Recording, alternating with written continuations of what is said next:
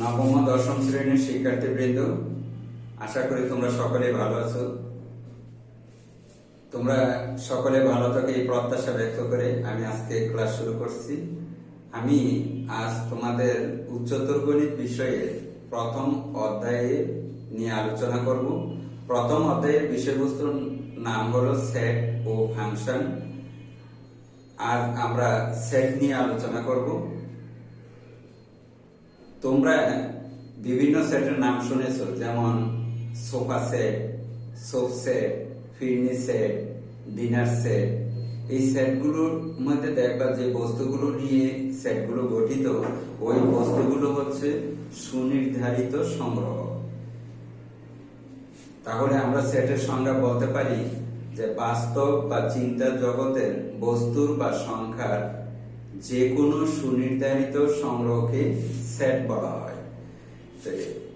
আমরা সংখ্যার মাধ্যমে তোমাদেরকে সেট দেখাচ্ছি। দেখো, যে মনে করো 7 অপেক্ষা ছোট স্বাভাবিক সংখ্যার সেট আমরা লিখবো। তাহলে কি হলো? 7 অপেক্ষা ছোট স্বাভাবিক সংখ্যাগুলো হলো 1 2 3 4 5 6। এই সংখ্যাগুলোকে আমরা দ্বিতীয় বন্ধনী দ্বারা আবদ্ধ করলাম। এই দ্বিতীয় বন্ধনী দ্বারা আবদ্ধ করার পর যা তৈরি হলো তা হলো সেট, এবং সেটাকে এ দ্বারা প্রকাশ করলাম। সেটকে সাধারণত ইংরেজি বড় অক্ষর দ্বারা প্রকাশ করা হয়। এ থেকে জেড পর্যন্ত যে কোনো অক্ষর দ্বারাই প্রকাশ করা যাবে। তাহলে আমরা এই সেটটাকে এ দ্বারা প্রকাশ করলাম। ঠিক একইভাবে মনে করো 7 অপেক্ষা ছোট জোড় সংখ্যাগুলোর সেট। তাহলে 7 অপেক্ষা ছোট জোড় সংখ্যাগুলো হচ্ছে 2 4 এবং 6। এগুলো নিয়ে একটা সেট তৈরি এবং সেটাকে বি দ্বারা প্রকাশ করলাম। আবার মনে করো 7 অপেক্ষা ছোট বিজোড় সংখ্যাগুলো। তাহলে 7 অপেক্ষা ছোট বিজোড় সংখ্যাগুলো হচ্ছে 1 3 5। এগুলো নিয়ে একটা সেট, সেটাকে আমরা সি দ্বারা প্রকাশ করলাম। এবার আসো, এই সেট প্রকাশ পদ্ধতি দুইটি। একটি হচ্ছে তালিকা পদ্ধতি, আরেকটা হচ্ছে সেট গঠন পদ্ধতি। তালিকা পদ্ধতি হলো যে কোনো সেটের সদস্যগুলো যদি সরাসরি দেওয়া থাকে তাহলে সেই সেটটাকে বলা হয় তালিকা পদ্ধতি। আর কোন সেটের সদস্যগুলো যদি সরাসরি না দিয়ে চলকের মাধ্যমে প্রকাশ করা হয় তাহলে সেই পদ্ধতিটাকে বলা হয় সেট গঠন পদ্ধতি। যেমন আমার এ সেটের সদস্যগুলো আছে 1 2 3 4 5 6 সরাসরি দেওয়া আছে, কিন্তু এই সেটটার মধ্যে দেখো কি হলো, যে x মানে একটা চলক নেওয়া হলো। এই চলক যে কোনো সংখ্যা হইতে পারে এবং সেটা কি x belongs to n, অর্থাৎ এই চলক স্বাভাবিক সংখ্যা হইতে হবে। এখানে ক্যাপিটাল N দ্বারা বোঝাচ্ছে স্বাভাবিক সংখ্যার সেট।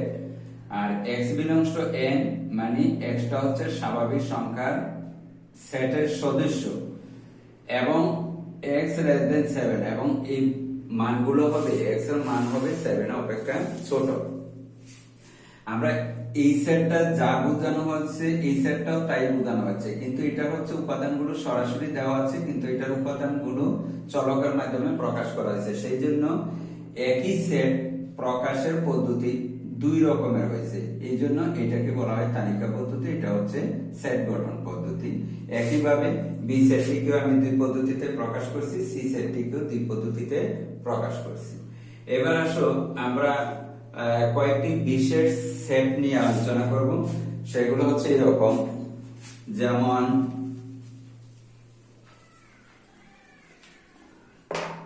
আমাদের আসলে ক্যাপিটাল N। এই ক্যাপিটাল N হচ্ছে স্বাভাবিক সংখ্যার সেট। স্বাভাবিক সংখ্যাগুলো সাধারণত তোমরা জানো, সেগুলো হচ্ছে 1 2 3 4 5 6 7 আপ টু অসীম পর্যন্ত চলতে থাকবে। ওই সংখ্যাগুলো নিয়ে গঠিত সেটটাকেই n দ্বারা প্রকাশ করা হয়। তাহলে n সমান আমরা লিখতে পারি 1 2 3 4 5 6 7, এইভাবে চলতে থাকবে। এই হচ্ছে স্বাভাবিক সংখ্যার সেট। তারপরে আসো, একটি সেট z দ্বারা প্রকাশ করা হয়, সেটা হচ্ছে পূর্ণ সংখ্যার সেট। পূর্ণ সংখ্যা হচ্ছে সংখ্যা তিন রকমের। কিছু সংখ্যা আছে ধনাত্মক সংখ্যা, কিছু সংখ্যা আছে ঋণাত্মক সংখ্যা, এবং কিছু সংখ্যা আছে, একটি সংখ্যা আছে শূন্য। তাহলে আমরা এই পূর্ণ সংখ্যার সেট বলবো, মনে করো মাইনাস ইনফিনিটিভ থেকে -3 -2 -1 0 1 2 3 এইভাবে চলতে থাকবে। এই সেটটা হচ্ছে পূর্ণ সংখ্যার সেট এবং সেটাকে জেড দ্বারা প্রকাশ করা হয়। তারপরে আসো কিউ। এই কিউ হলো সকল মূলদ সংখ্যার সেট। যেমন আমরা লিখতে পারি 3/2, 5/7, 9/11। এই সংখ্যাগুলো সেট, এই মূলদ সংখ্যার সেটকে কিউ দ্বারা প্রকাশ করা হয়। তারপরে সেটের মধ্যে আরেকটি অক্ষর পাবে আর। এই আর হচ্ছে বাস্তব সংখ্যার সেট। আর হচ্ছে বাস্তব সংখ্যার সেট। যত বাস্তব সংখ্যা আছে, যেমন 1, 3/2, 2.5, -3.9, -2, এই সকল সংখ্যা নিয়ে হচ্ছে বাস্তব সংখ্যা। অর্থাৎ সকল বাস্তব সংখ্যার সেট হচ্ছে আর। এবার আমরা শিখব উপসেট। এই উপসেট কিভাবে আমরা বুঝবো দেখো। মনে করো এ একটি সেট, সেটা হলো 1 2 3 4 5 6 এবং বি একটি সেট, তার সদস্যগুলো হলো 2 4 6। এখানে লক্ষ্য করো বি এর যে সদস্যগুলো আছে, এই সদস্যগুলো এতেও আছে, কিন্তু এতে কিছু সদস্য আছে যা বিতে নেই। এই জন্য বি সেটটিকে এ সেটের উপসেট বলা হয়। বি সেটটিকে এ সেটের উপসেট বলা হয়। আমি আবারও বলছি, বি সেটের সকল সদস্য এ সেটে আছে, কিন্তু এ সেটের কিছু সদস্য আছে যা বি সেটে নেই। অতএব বি সেটটিকে এ সেটের উপসেট বলা হয় এবং সেটাকে প্রকাশ করা হয় বি উপসেট এ। এবার আসো প্রকৃত উপসেট। প্রকৃত উপসেট হচ্ছে, আমি আরেকটি সেট নিয়ে আসতেছি। সি ইকুয়াল মনে করো এই 2 4 6। তাহলে এখানে লক্ষ্য করো সি এর সকল সদস্য বি তে আছে, আবার বি এর সকল সদস্য সি তে আছে। তাহলেও আমরা বি কে সি এর উপসেট বলতে পারি, সি কে বি এর উপসেট বলতে পারি। কিন্তু এখানে এ এর সি এর সকল সদস্য এ তে আছে, কিন্তু এতে কিছু সদস্য আছে যা সি তে নেই। এই ক্ষেত্রে আমরা সি কে বলতে পারি এ এর প্রকৃত উপসেট। অর্থাৎ এই সেটের সকল সদস্য এই সেটে আছে, কিন্তু এই সেটের কিছু সদস্য আছে যা এই সেটে নেই। অর্থাৎ এই সি সেটটিকে এ সেটের প্রকৃত উপসেট বলে। তারপর আমরা দেখব সার্বিক সেট। প্রিয় শিক্ষার্থীবৃন্দ, সার্বিক সেট হলো এখানে এই যে বি সেটের সকল সদস্য এতে আছে, সি সেটের সকল সদস্যও এতে আছে। অর্থাৎ এ সেটটি বি এবং সি সেটের সকল সদস্য নিয়ে গঠিত। তাহলে এই দুইটা সেট এই সেটের উপসেট। তাহলে এই সেটটাকে বলা হয় এই দুইটা সেটের সার্বিক সেট। আমি সংজ্ঞা হিসাবে এইভাবে বলতে পারি যে কোনো সেট কোনো না কোনো একটি সেটের উপসেট। যেই সেটের উপসেট সেই সেটটাকে আমরা সার্বিক সেট বলতে পারি। এবং সার্বিক সেটকে ইউ দ্বারা প্রকাশ করা হয়। সার্বিক সেটকে ইউ দ্বারা প্রকাশ করা হয়। যেমন আমরা ইউ সমান মনে করো 1 2 3 4 5 6 7 এইভাবে চলতে থাকলো। অতএব এটা একটা সার্বিক সেট, কারণ সি সেটের সকল সদস্য এতে আছে, বি সেটের সকল সদস্য ইউতে আছে, এ এর সেটের সকল সদস্য ইউতে আছে। অতএব ইউ সেটটা হচ্ছে একটি সার্বিক সেট। তারপরে আমরা দেখব সেটের অন্তর। সেটের অন্তর কিভাবে দেখব? সেটের অন্তর মানে হচ্ছে একটি সেট থেকে আরেকটি সেট বিয়োগ করলে যে সেট পাওয়া যায় সেটা হচ্ছে সেটের অন্তর।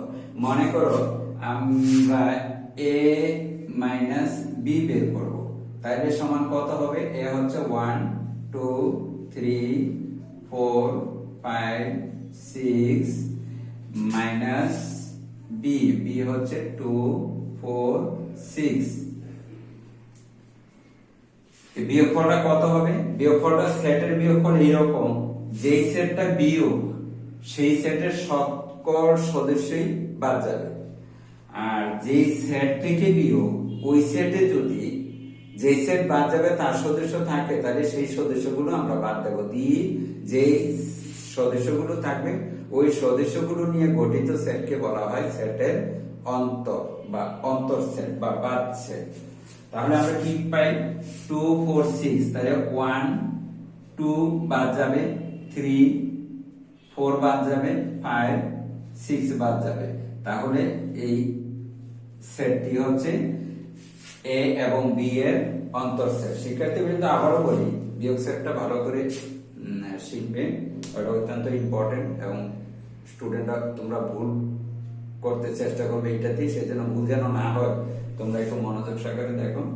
যেই সেটটা বাদ যাবে, যেই সেটটা আমরা বিয়োগ দেব সেই সেটের সকল সদস্যই বাদ যাবে।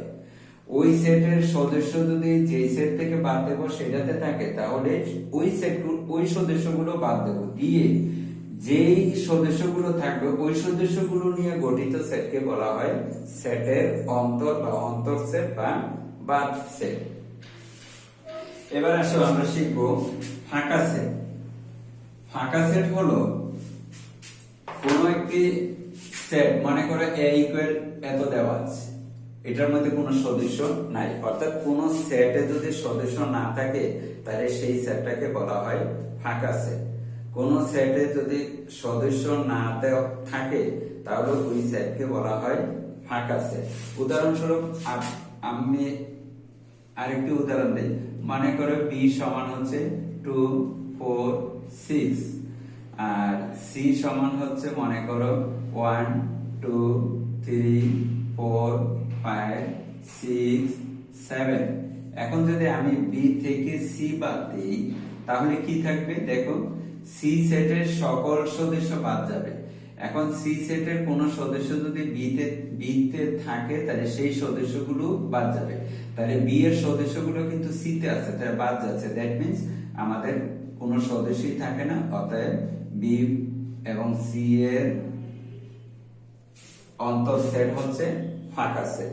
ফাঁকা সেটকে আমরা শুধু সেকেন্ড ব্র্যাকেট দ্বারাও প্রকাশ করতে পারি অথবা ফাই অক্ষর দ্বারাও প্রকাশ করতে পারি। এই অক্ষরটি সেটের বেলায় এই অক্ষরটির উচ্চারণ হচ্ছে ওরি, সেটের বেলায় এই অক্ষরটির উচ্চারণ হলো ওরি। তারপরে আমরা শিখব পূরক সেট। পূরক সেট হচ্ছে, আমরা পূর্বে আলোচনা করছি সার্বিক সেট। সার্বিক সেট হচ্ছে যে কোনো সেট কোনো না কোনো একটি সেটের উপসেট, যেই সেটের উপসেট সেই সেটটিকে বলা হয় সার্বিক সেট। এখন সার্বিক সেট থেকে কোনো একটি সেটের সদস্য বাদ দেওয়ার পর যে সদস্যগুলো থাকবে সেগুলো নিয়ে গঠিত সেটকে বলা হয় পূরক সেট। যেমন উদাহরণস্বরূপ ইউ সমান আমরা ধরি 1 2 3 4 5 6 এবং এর সমান মনে করো ধরলাম আমরা 3 4 5। তাহলে আমরা ইউ থেকে যদি এ বাদ দিই তাহলে আমরা পাই কি? এই সেট থেকে এই সেট বাদ, দ্যাট মিন্স 3 4 5 বাদ। 3 4 5 বাদ দিলে কত থাকে? 1 2 6। সার্বিক সেট থেকে এ সেট বাদ দেওয়ার পর এই সেটটা পাওয়া গেল এবং এই সেটটাকে বলা হয় এ সেটের পূরক সেট এবং সেটাকে প্রকাশ করা হয় এ ড্যাশ ইকুয়াল এত, এ ড্যাশ ইকুয়াল এত। এ সেটের পূরক সেট হচ্ছে এ ড্যাশ। এ সেটের পূরক সেটকে আমরা এ ড্যাশ দ্বারা প্রকাশ করতে পারি অথবা এ কমপ্লিমেন্ট দ্বারা প্রকাশ করতে পারি অথবা এ বার দ্বারা প্রকাশ করতে পারি। এ সেটের পুরো সেট এ ড্যাশ অথবা এ কমপ্লিমেন্ট অথবা এ বার, যে কোনো একটা অক্ষর দ্বারাই আমরা প্রকাশ করতে পারি। আর এই বিয়োগ অন্তর সেট, মনে করো এ থেকে বি বিয়োগ, এটাকে আমরা এইভাবেও প্রকাশ করতে পারি অথবা এ বাদ বি এইভাবেও প্রকাশ করতে পারি। এই চিহ্নটাকেও সেটের বেলায় বিয়োগ চিহ্ন ধরা হয়, তবে এই চিহ্নটার বৈশিষ্ট্য লক্ষ্য করবে, সেটা হচ্ছে উপরের প্রান্ত বাম দিকে হেলানো থাকবে, উপরের প্রান্ত বাম দিকে হেলানো। শিক্ষার্থীবৃন্দ, তারপরে আমরা শিখব সংযোগ সেট। এই সংযোগ সেট হলো, মনে করো এ সমান 3 4 5 এবং বি সমান দেওয়া আছে 4 5 6। তাহলে এই দুইটার সংযোগ সেট হচ্ছে এই দুইটার মধ্যে যে যতগুলো সদস্য আছে এই সকল সদস্য নিয়ে গঠিত সেট। যেমন এবং সেটাকে আমরা প্রকাশ করব এ ইউনিয়ন বি। এই যে ইউর মতো যে চিহ্নটা আমি লিখলাম, এই চিহ্নটার নাম হলো ইউনিয়ন, এবং এ ও বি এর সংযোগ সেট এ ইউনিয়ন বি, সেটাকে আমরা রেজাল্ট হবে এই। মানে করো এ এ কত আমরা পাইছি 3 4 5 ইউনিয়ন 4 5 6। তাহলে এই দুইটির মধ্যে আমরা এমন সদস্য নেব যাতে কমন আনকমন সদস্য, অর্থাৎ দুইটার মধ্যে যে সদস্য আছে দুইটাতেই আছে সেই সদস্যগুলো নেব, যে সদস্যগুলো একটিতে আছে সেটাও নেব। যেমন 3 শুধু একটি সেট আছে, আমরা 3 নেব। 4 উভয় সেটে আছে, 4 নেব। 5 উভয় সেটে আছে, 5 নেব। 6 একটি মাত্র সেটে আছে, সেটাই নেব। এই উপাদানগুলো নিয়ে গঠিত সেটটাই হচ্ছে এ এবং বি এর সংযোগ সেট। এ এবং বি এর সংযোগ সেট, দুইটা সেটের সংযোগ সেট হলো ওই দুইটা সেটের মধ্যে যে সদস্যগুলো আছে তাদের সমন্বয়ে গঠিত সেট হচ্ছে দুটি সেটের সংযোগ সেট। এবার আমরা শিখব set set. Set set set set আমরা কিভাবে বলবো? সেট সেট হলো এই দুইটা সেটের মধ্যে কমন উপাদান যেগুলো থাকবে ওই কমন উপাদান নিয়ে বা কমন সদস্য নিয়ে গঠিত সেটকে বলা হয় এই দুইটি সেটের সেট সেট। যেমন ওইটাকে আমরা প্রকাশ করব এ ইন্টারসেকশন বি, উল্টা U A intersection B.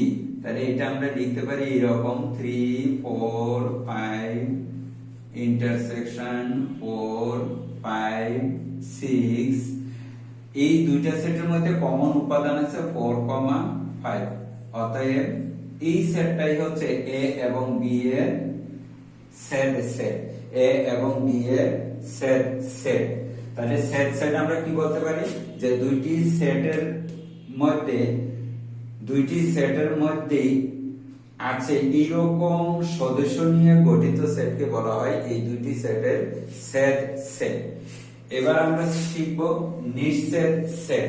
নিঃছেদ set হলো, মনে করো এ এত আর বি একটি সেট আছে, সেটা হচ্ছে এরকম যে 1 2 এবং 7।